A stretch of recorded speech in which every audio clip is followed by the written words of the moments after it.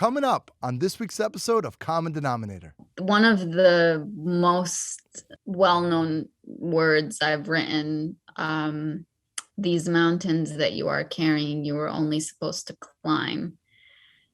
Those words came to me during the darkest time in my life. And they continue to carry me through every single hardship in my life. This is Common Denominator, straight-up conversations with Moshe Popak. Relying on critical thinking and open-spirited debate, we invite you to find common ground on everyday issues and encourage you to be bold, to be optimistic, and to take action. To learn more, head to moshepopak.com, and we'd be so grateful if you'd like, share, and subscribe to the show. Now, here's your host, Moshe Popak. Hi, and welcome to the show. This week, a Renaissance woman making a positive impact on the world. Najwa Zebian was a teenager when she moved from Lebanon to Canada in 2006 and had to stay in Canada as a result of the war that broke out in Lebanon weeks later. Along her life's journey, she's overcome displacement and discrimination and is now inspiring countless people as a teacher, poet, and activist. Her work has been featured in the New York Times, the Huffington Post, Glamour, and more. We're honored to have her on Common Denominator. Hi, Najwa. Welcome. Hi, how are you? Well, welcome to the show. Thank you. So as of today, there are 4 million Ukrainian refugees with another 6.5 million Ukrainian citizens that are displaced within the country. I know from your own story, leaving Lebanon, moving to Canada when you were 16 years old, you could probably relate to what's going on with the Ukrainian people. Tell us a little bit about your story.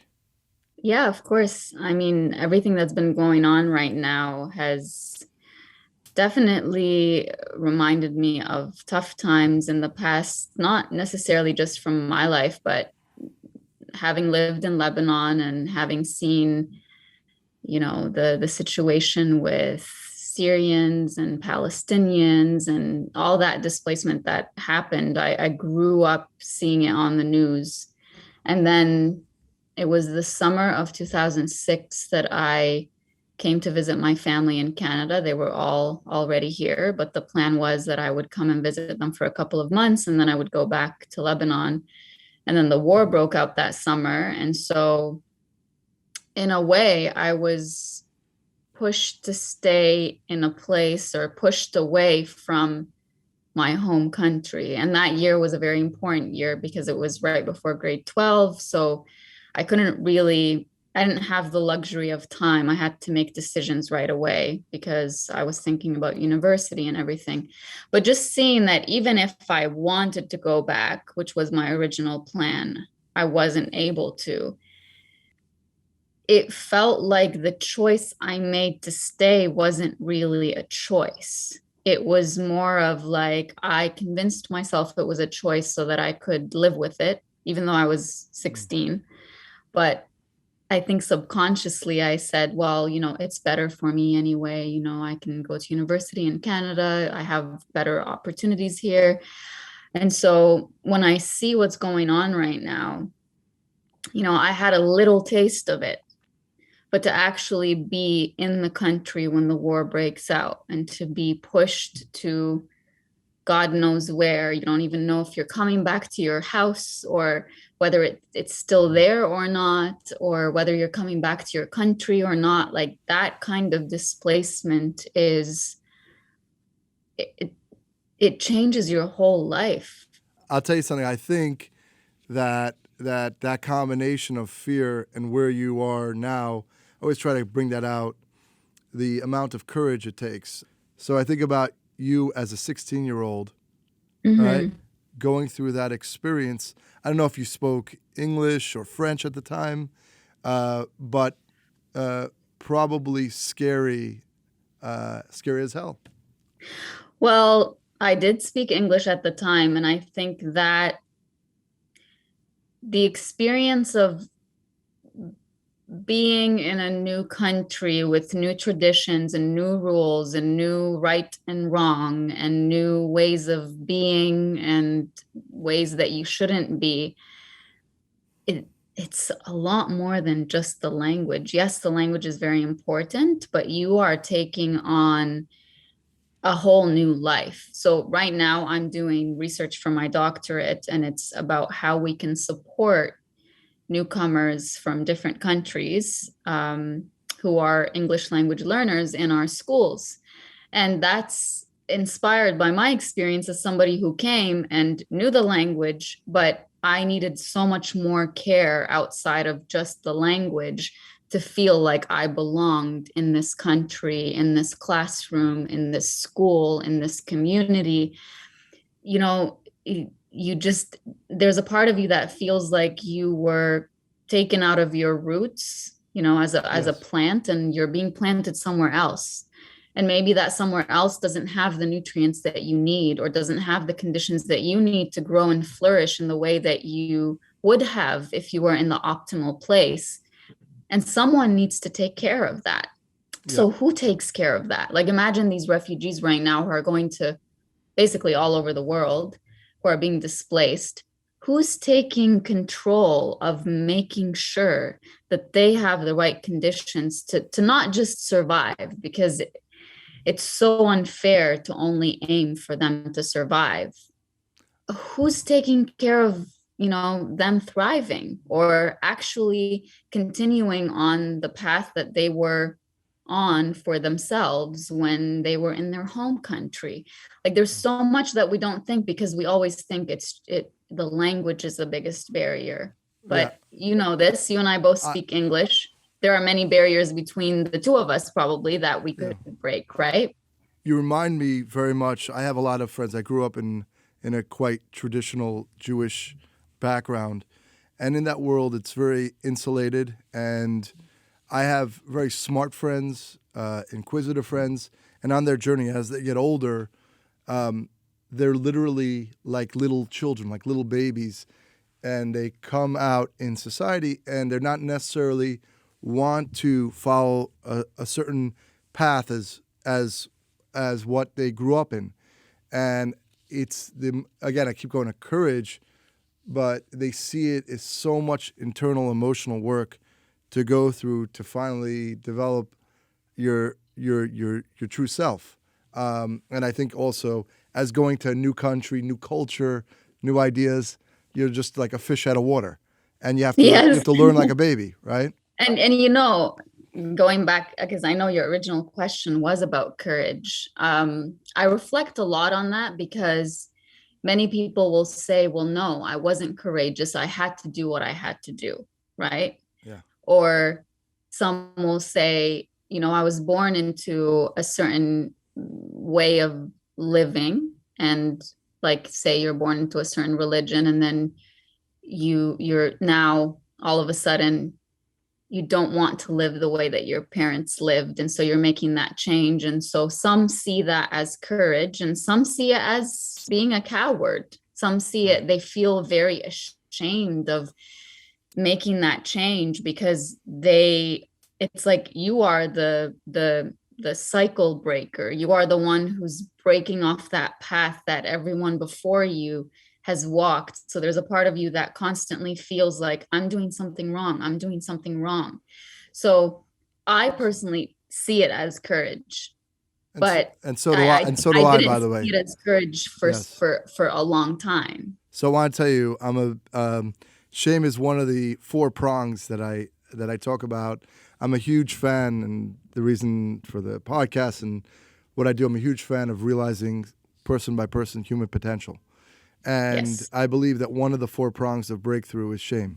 If we could break through the shame, which we see, right, as being, for how we grew up, as being a coward, right? So it's easier, right? If we don't have the guilt and the shame, the trauma, right? And I love this quote. Well, I gotta bring this up, because I pulled up your Instagram, and and I'm gonna read it. So, what people tell you about yourself has a lot more to do with how they feel about themselves than it does with who you actually are. The lesson: Yes. don't believe everything you hear about yourself from secondary sources. You're the main source. Remember that. I wanted to point out that quote because it got an emotion out of me. That's great. Well, some of the reactions I got to that were, well, what if someone is genuinely seeing that we're on the wrong path and they're giving us advice? And I always caution people. I say there's a difference between someone coming to you from a loving perspective, saying to you, I'm really worried that this choice might lead you to this destination, and there's a difference between someone telling you or making you feel like something is fundamentally wrong with you. Like those are two different things. And even if someone came to you out of love and said, I'm worried or I'm scared that, I've been down this path and look at where I am, they also have to respect that this is your path.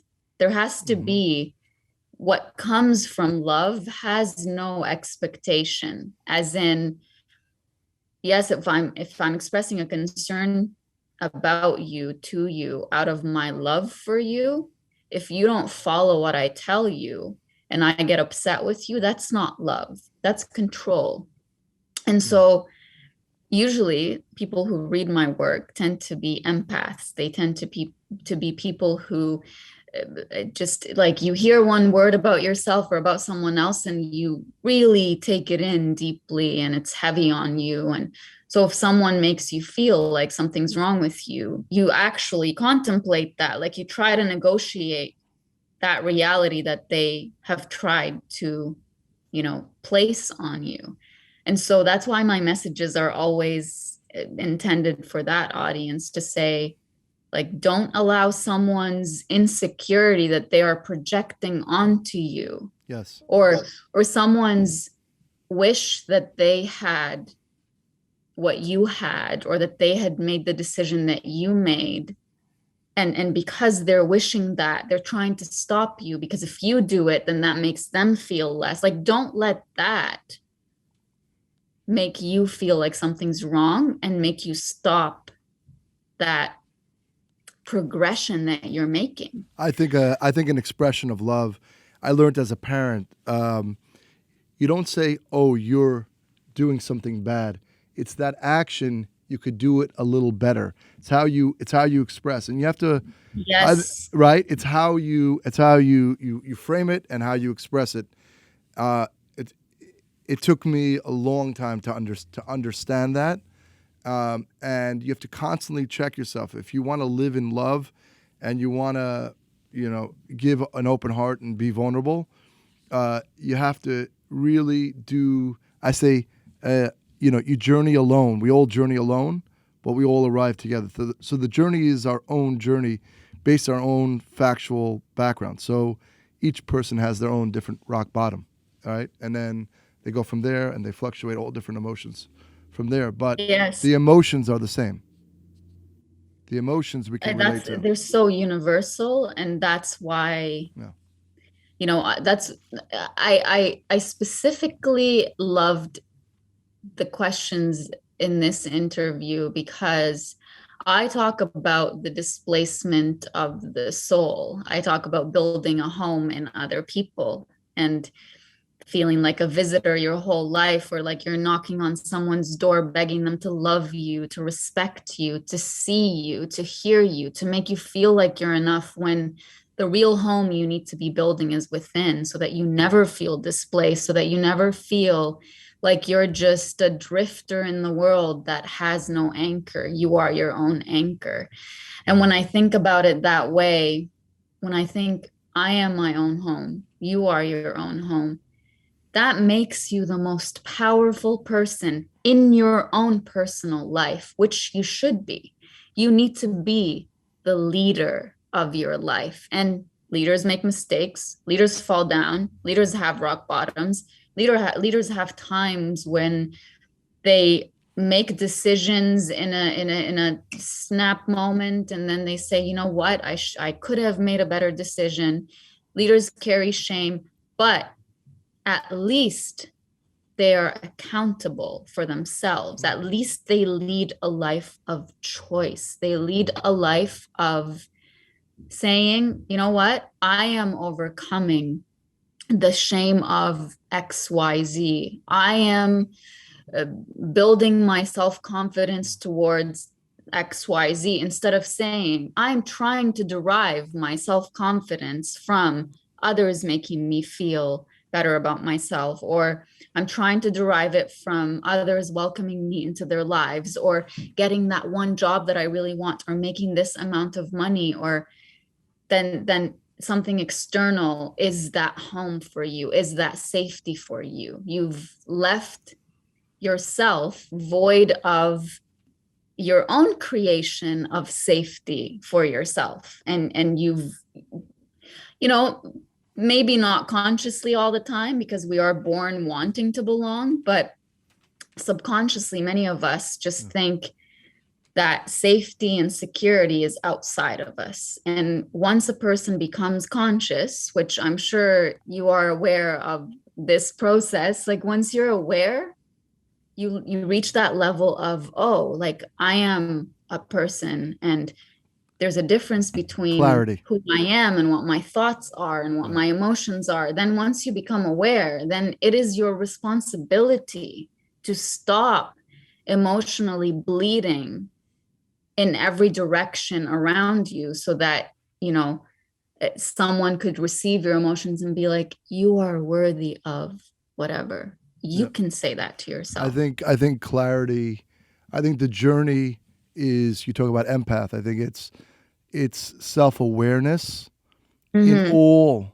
parts of emotion, because that's how I do believe that there is a collective consciousness. We're all Yes. connected. That's why I'm so passionate about the human potential, because of that connection. And then the more we understand our emotions, the more empathetic and the more vulnerable we can be towards specific. A lot of people, only 7% of communication is words. So it's Yes. the tone and the body language. And if you're really tapped in, it's 90% of the time, it's never the words that someone speaks. If you're listening, there's pain, there's other things going on that if you did the work and you stand on solid foundation, like you said, right? Just who you are. If you stand there, then you'll know and you'll see and you'll be able to create more meaningful relationships. Absolutely. True, deep, meaningful relationships with people. And I know, I also know that you, like I said, you wrote a lot of poetry and books.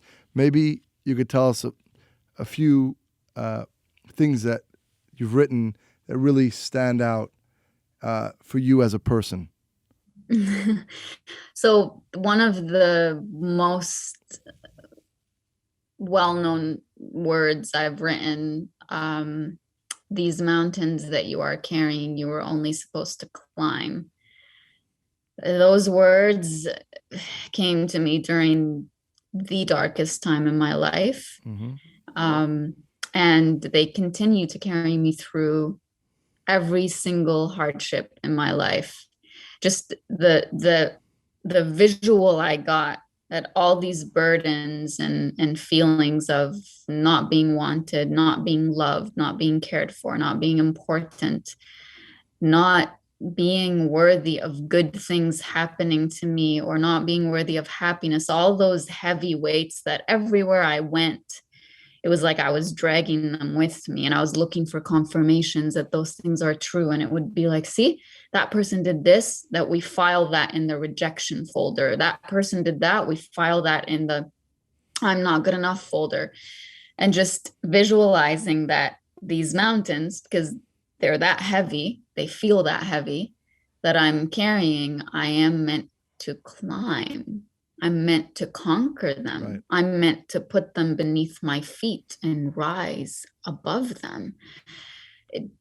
And the fact that my hardships, my limiting beliefs they have the potential to elevate me, or they have the potential to weigh me down. And it's a matter of what I choose to do. And is it as easy as making the choice? No, it's not, because And I'm thinking the journey of climbing a mountain, that's hard. And some people will start and then they'll go back, which is what we do when we relapse into certain behaviors or Sure. into certain thought processes.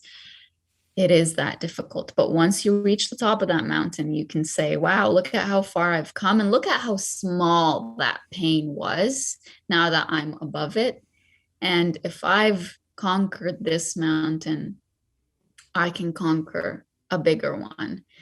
So those words just continue to inspire me. And I know millions of people out there.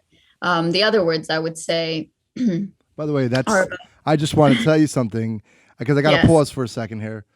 yeah, Brilliant. I relate to it. thank you.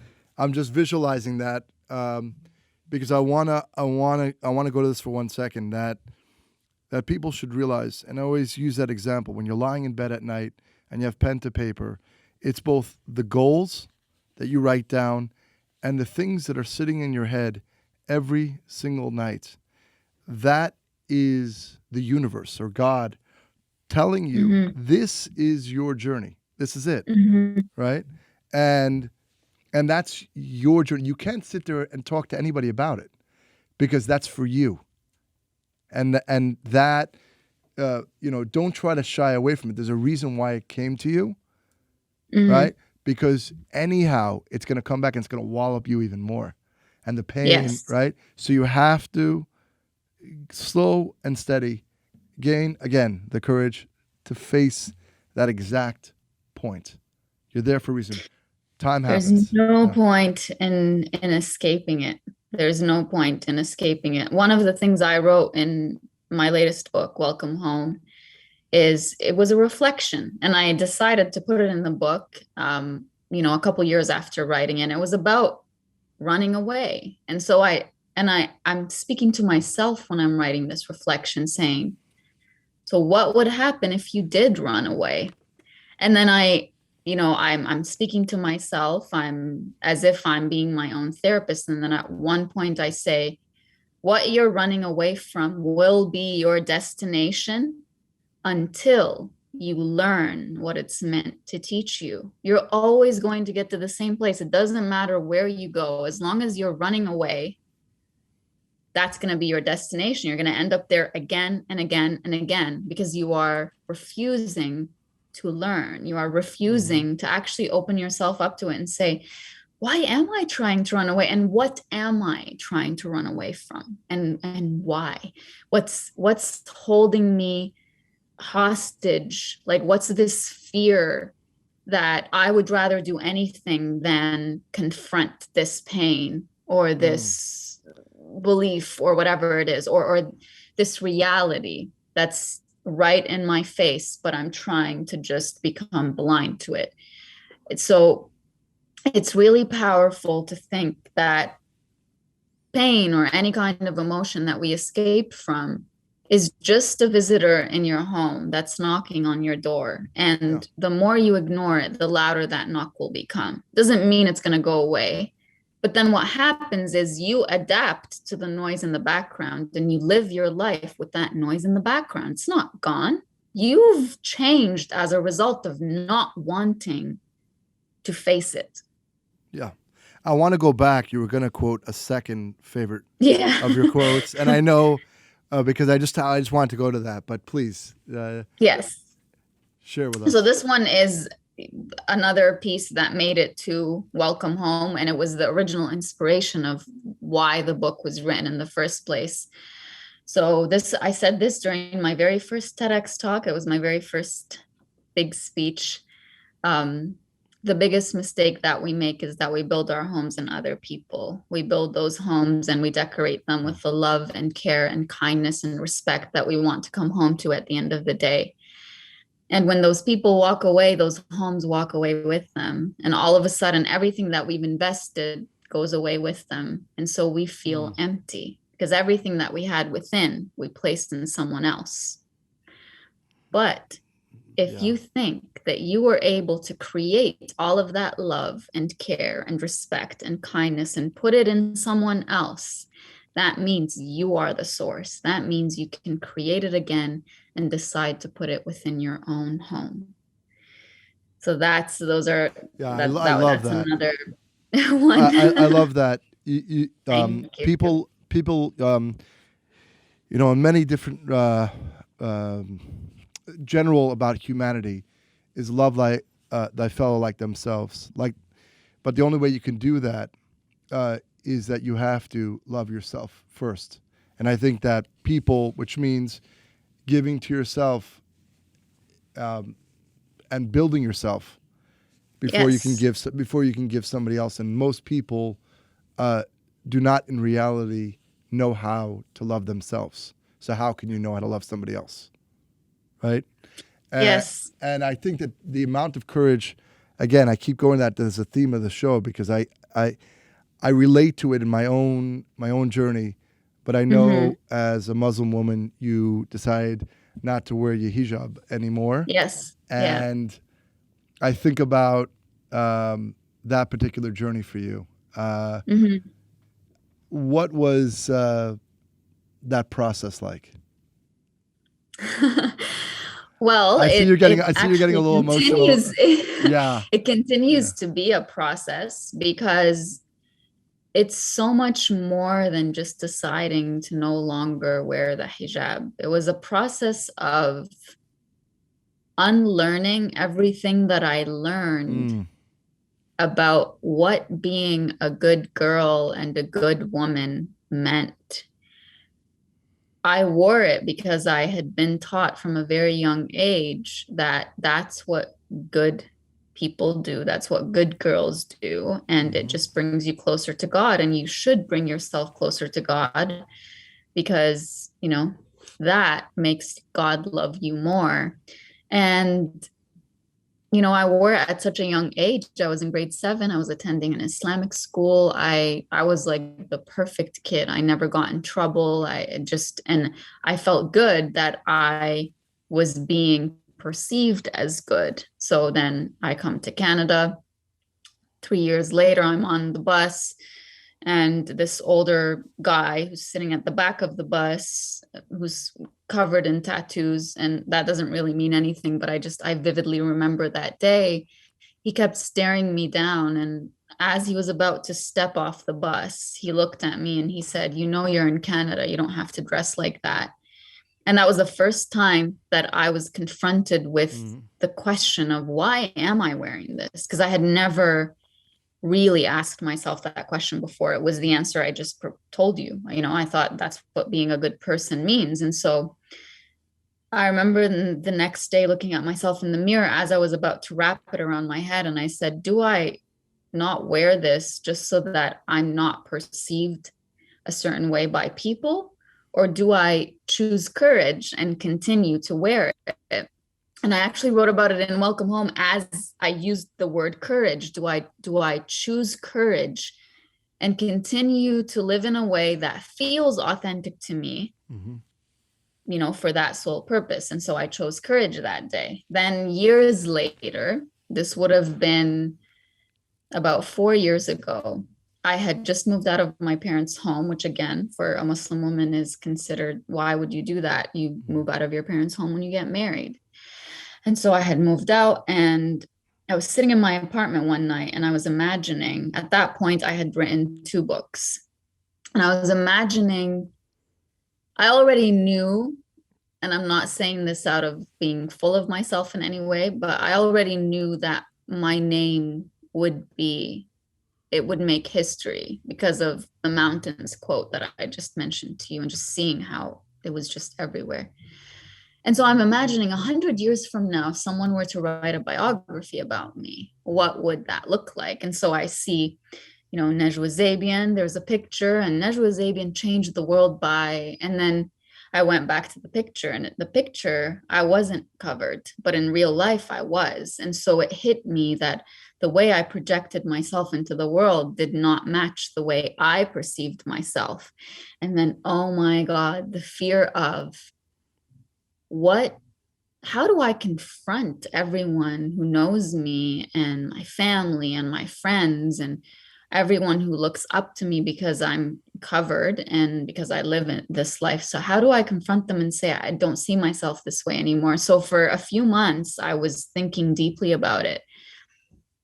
my life while wearing it and my life after wearing it were two completely different lives, not in a way that I wasn't authentic before and now all of a sudden I'm authentic, but in a way that's like before I had thought that I was being authentic, because my definition of authenticity was being a good person in other people's eyes and in God's eyes. And now my definition of authenticity was being myself. Maybe you felt a little more alive.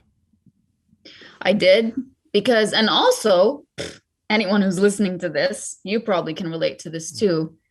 Once you're no longer on everybody's good side, you're really confronted with just a different kind of reality where it's like, yeah, courage is something you have to wear, you know, like as not as an armor, no, but as you have to wear it everywhere you go, because to be yourself means that you will be in spaces where you will be looked at as you're a bad person, you're a bad influence, you're a sinner, you are full of yourself, you are selfish. Like why would you do something like this? Like, you're an author and you had hundreds of thousands of followers and people knew you as this and you were making us proud, and now all of a sudden you're not. And so think back to be able to look at all of that and say, I appreciate your opinion, but I'm not going to let it affect me, that takes a lot of courage. Think back to your quote that I quoted you before, right? It's every single, yes. we're all just human, and I have a statement,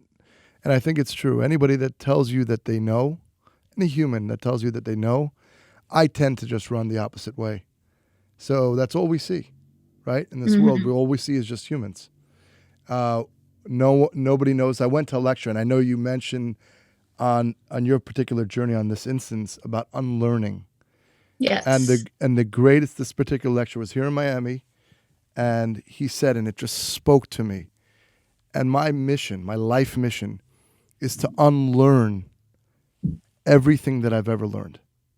I want to unlearn, be curious for the rest of my life, and basically be like reborn in all areas of my life. Right?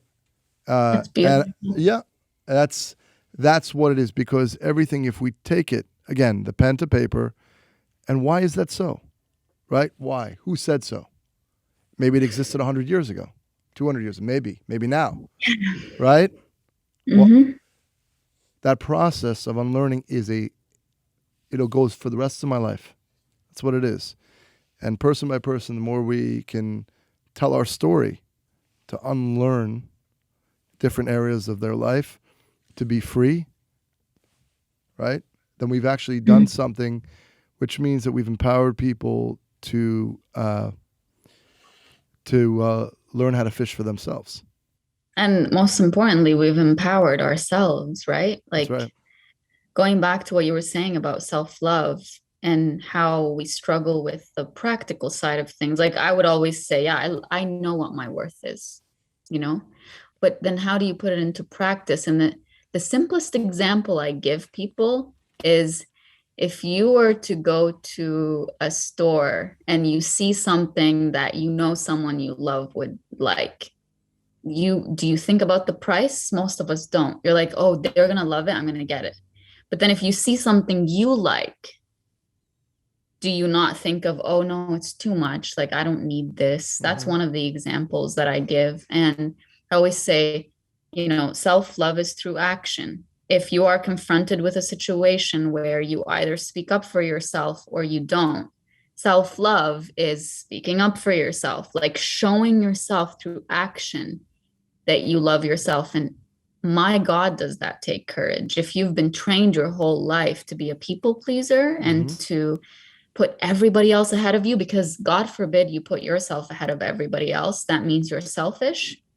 To make an opposite choice, courage all over it.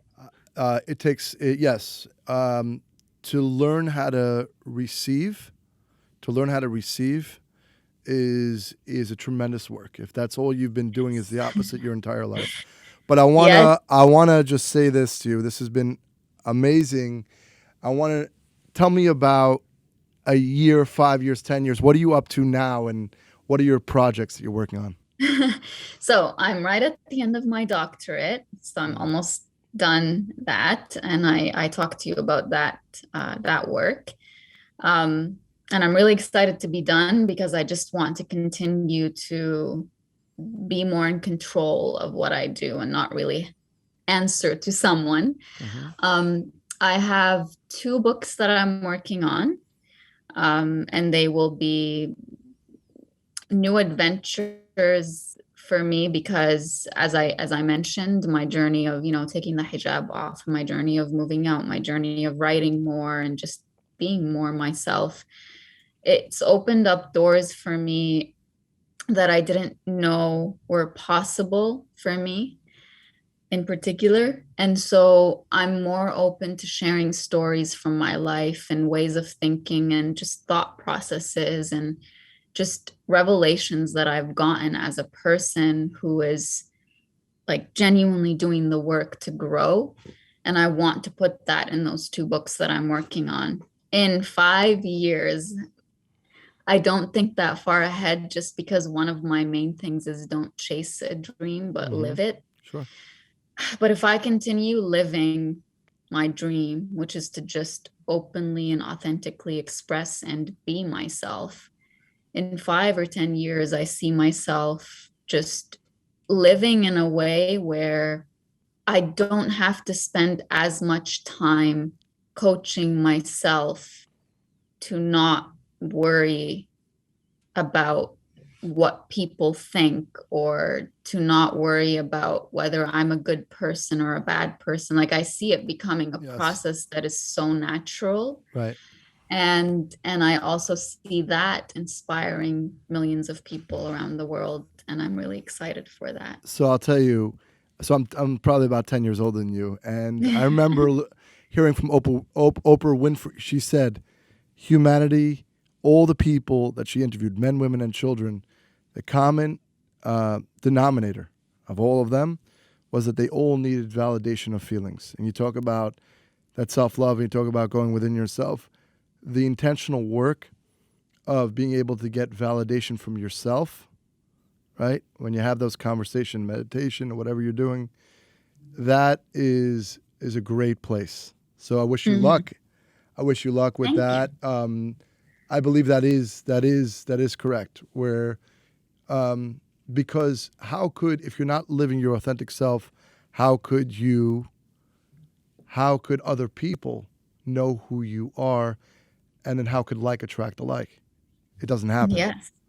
So, and how could other people feel like it's possible to change that much to be your authentic self? Like, again, you have to lead by example, not just through words. And yes, that's a big thing. Especially, I was like, wow, 1.2 million followers on Instagram, right?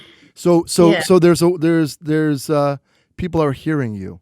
And I want to, on that point, I want to say thank you so much. And maybe you could tell the audience, if people want to connect with you, how they would be able to do that. Yeah, you can find me on Instagram, Facebook, TikTok, Twitter. It's all the same username. It's at Najwa Zebian. My books, Mind Platter, The Nectar of Pain, Sparks of Phoenix, and Welcome Home are available wherever books are sold. And the reason I mention my books is that they are a genuine reflection of me as a person and my journey. So if you want to feel like you are my friend, that's how you feel it, because it's just, I've been so transparent and vulnerable in my writing. And yeah, that's it. Join the community. Like, Instagram, I would say, is the most engaged community, where I post something and then people are just discussing in the comments. Like, it's one of the most refreshing things to see. There's barely any negativity. So I would invite you there for sure. Well, thank you so much. It's really been insightful and really a pleasure. Thank you. Thank you. I love this conversation, and I'm just thank you for putting something like this together. Thanks for listening to the Common Denominator podcast. Join us next week for another inspiring, impactful, and empowering conversation. To learn more about Moshe, head to moshepopak.com. If you enjoyed this episode, feel free to share it. And we'd be grateful if you could rate, review, and subscribe to the show.